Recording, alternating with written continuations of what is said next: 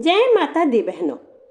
औसान मैया की दूसरी कहानी के इस वीडियो में आप सबका बहुत बहुत स्वागत है। बहनों, पिछले वीडियो में हमने औसान मैया की गौरैया चिड़िया वाली कहानी सुनी थी। आज हम दूसरी कहानी सुनेंगे। जैसा कि आप जानते हैं, हम जानते हैं, सभी जानते हैं कि औसान मैया की पूजा बहुत फलदायी है।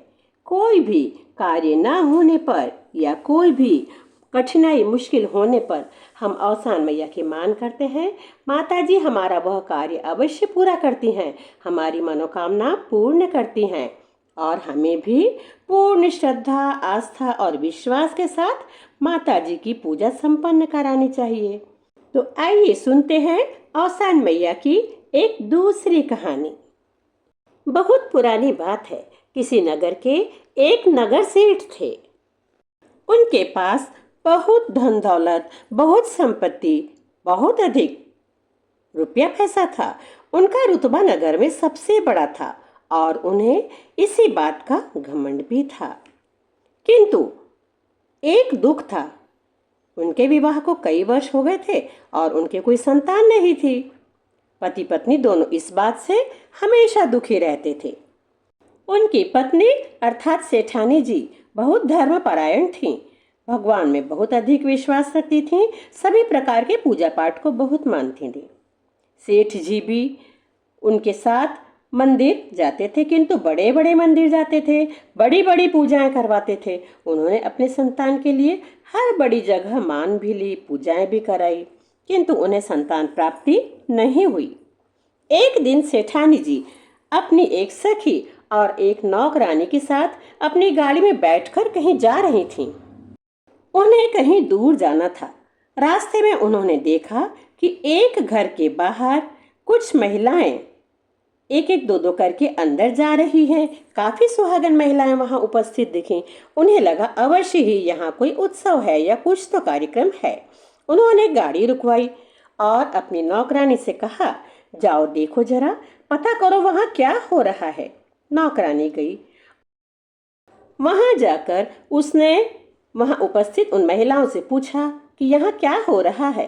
उनमें से कुछ ने बताया कि यहाँ औसान मैया की पूजा हो रही है, अर्थात दुर्दुरिया हो रही है। नौकरानी सेठानी जी के पास गई और उनसे बताया। उन्होंने कहा, यह पूजा कैसी है, क्या होता है, चलो हम भी देखते हैं। वे अपनी सखी के साथ उतरकर वहां गईं। वहां उनसे उन्होंने आज्ञा ली और बैठ गईं। उन महिलाओं से पूछा कि यह कैसी पूजा है। सभी ने बताया, यह बहुत ही फलदायी पूजा है, औसान मैया की पूजा है। इसे हम दुर्दुरिया खिलाना भी कहते हैं। इससे हर प्रकार की कार्य बाधा दूर होती है। जो कार्य नहीं बन पाते हैं, माता जी की कृपा से वह कार्य भी बन जाते हैं। सबकी मनोकामना माता जी पूर्ण करती है। तब सेठानी जी ने सोचा, मुझे संतान नहीं है, मैं क्यों न यह मान करूं। उन्होंने पूछा, माता जी मेरी मनोकामना भी पूर्ण करेंगी? तब औरतों ने कहा, अवश्य करेंगी, जरूर करेंगी, आप उनकी मान कर लीजिए। तब सेठानी जी ने कहा, मुझे संतान नहीं है, मैंने बहुत जगह पूजा पाठ कराए, किंतु मुझे संतान प्राप्ति नहीं हुई। मुझे भी मान करनी है। आप लोग मुझे बताइए, यह पूजा कैसे की जाती है और कब की जाती है। तब महिलाओं ने उन्हें दुर्दुरिया की पूजा के बारे में सब कुछ बताया।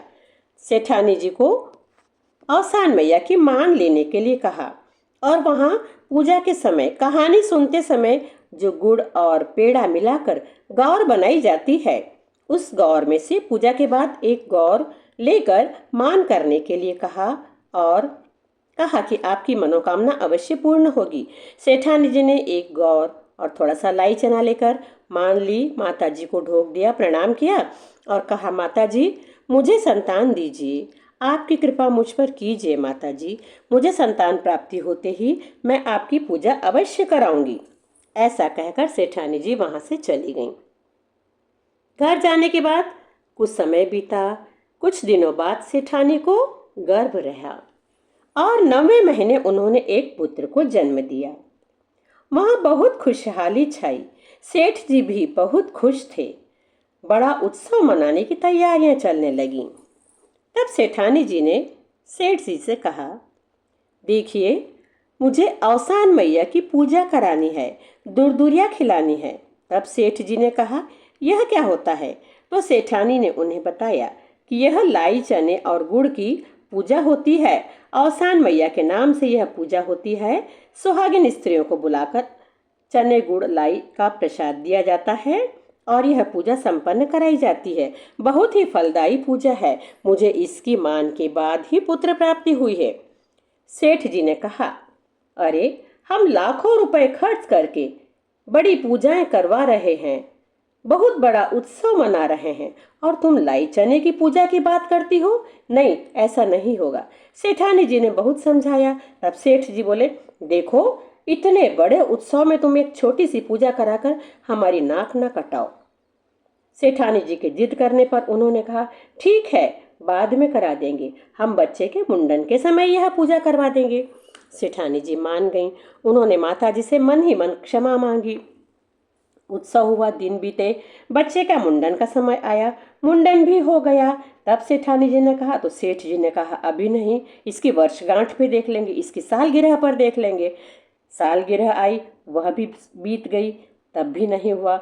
इसी प्रकार टालते टालते धीरे धीरे बच्चा बड़ा होने लगा। सेठानी जी ने कई बार बीच में अपने सेठ जी को मनाया, लेकिन वे नहीं माने। बच्चा विवाह योग्य हो गया। उसकी विवाह की बात चलने लगी। उसकी शादी की बातें कई जगह से आ रही थी, क्योंकि बहुत रुतबे वाले लोग थे। विवाह तय हुआ, उसकी शादी पक्की हुई और बारात लेकर धूमधाम से सभी लोग लड़की वालों के द्वार पर गए। वहां तोरण मारी, दूसरी विधियां संपन्न हुई। रात को फेरे हुए, शादी संपन्न हो गई। सुबह बहू की विदाई कराकर सभी घर वाले, सभी बाराती अपने घर की ओर लौटे। वहां लौटने पर सेठानी जी ने खुशी खुशी अपनी पुत्र वधू का परछन कराया और उन्हें अंदर लिया। बेटा बहू जैसे ही अंदर आए, चौखट के अंदर आए, वैसे ही उनका बेटा धड़ाम से गिर पड़ा और मूर्छित हो गया। उसे उठाने की बहुत कोशिश की गई, किंतु वह नहीं उठ रहा था। किसी ने उस पर पानी छिटका, किसी ने उसे कुछ सुंघाया, हाथ पैर मसले, किंतु उसके शरीर में कोई गति नहीं हो रही थी। डॉक्टर बुलाए गए। डॉक्टर्स आए, उनसे नहीं समझ आया। आसपास के वैद्य आए।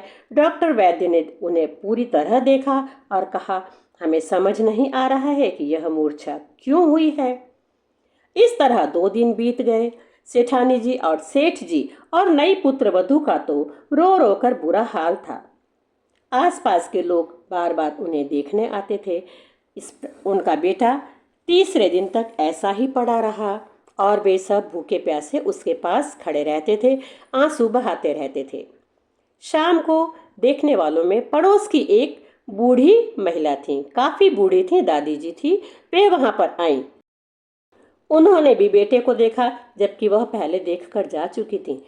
लेकिन अभी उन्होंने सेठ जी से कहा, बेटा, तुमको यह पुत्र औसान मैया का ही दिया हुआ है और तुमने उनकी पूजा नहीं कराई। तुमने इस पूजा को छोटा समझा। हो सकता है माताजी इस बात से क्रोधित हो गई हो, वे नाराज हो गई हो और तुम्हें यह दंड दिखा रही हैं। सेठ जी ने जब सारी बातें सुनी तो उन्होंने क्षमा मांगी और कहा, माँ जी, यह पूजा मैं अवश्य ही करवाऊंगा। और उन्होंने अपनी पत्नी को दूरदूरिया की पूजा की तैयारी करने के लिए कहा। संयोग से उस दिन बुधवार था और अगले ही दिन गुरुवार था। दूरदूरिया की पूजा तो गुरुवार को ही होती है। तो समझ लीजिए बहनों, यह सब औसान मैया का ही खेल था। सेठानी जी ने तुरंत शाम से ही दूरदूरिया की तैयारी करने के लिए आदेश दिए और खुद दौड़कर आसपास के बहुत से घरों में गईं और बहुत सी सुहागन औरतों को निमंत्रण देकर आईं और सभी से बिना कुछ खाए घर आने के लिए कहा। गुरुवार की सुबह से ही दूरदूरिया की तैयारियां चल रही थीं।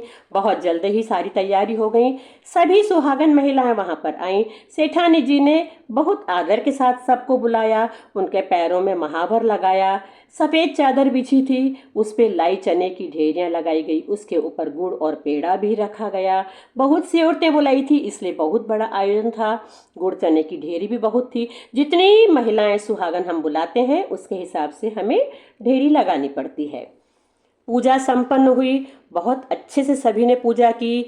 2 महिलाओं ने कहानी सुनाई, सेठानी जी ने पूरी कहानी सुनी।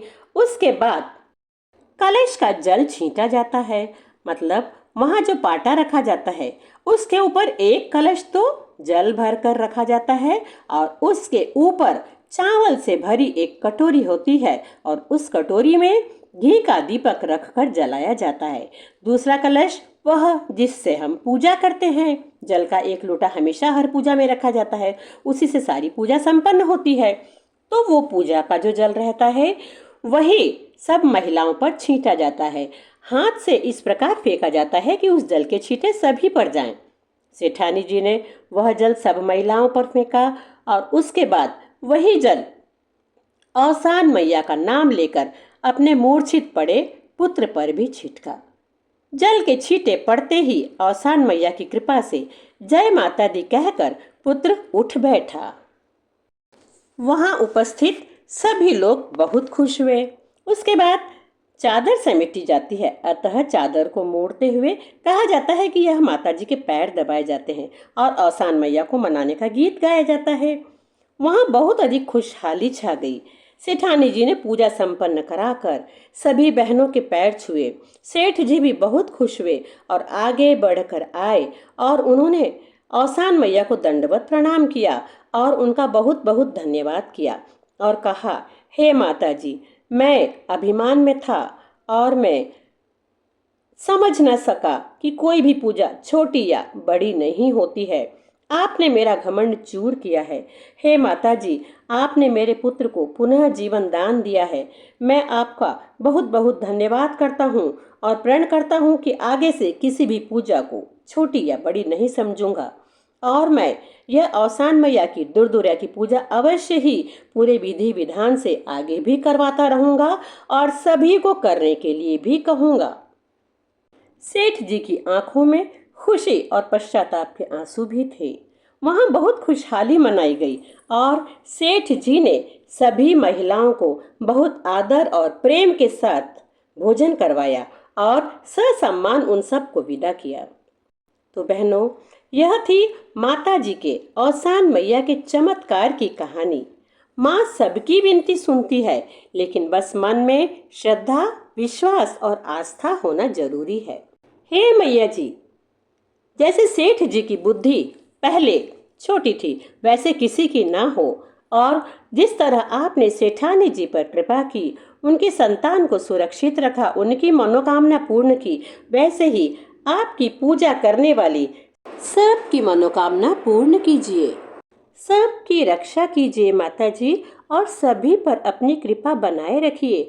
सभी की संतान को, उनके घर परिवार को सुखी रखिए और धन धान्य से परिपूर्ण कीजिए।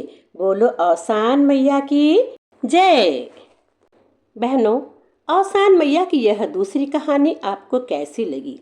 कहानी अच्छी लगी है तो इसे लाइक और शेयर जरूर करें और हाँ, चैनल पर पहली बार हैं तो सब्सक्राइब करना ना भूलें। दूसरी बात, कमेंट करना तो बिल्कुल भी ना भूलें। नेगेटिव या पॉजिटिव पर कमेंट जरूर कीजिए। कमेंट में जय माता दी और जय औसान मैया जरूर लिखें। अगले वीडियो में औसान मैया की पूजा की पूरी विधि और एक नई कहानी आपको जरूर सुनने को मिलेगी। कहानी को, औसान मैया की कहानी को ज़्यादा से ज़्यादा शेयर करें। चलिए मिलते हैं अगले वीडियो में। तब तक के लिए जय माता दी, जय औसान मैया।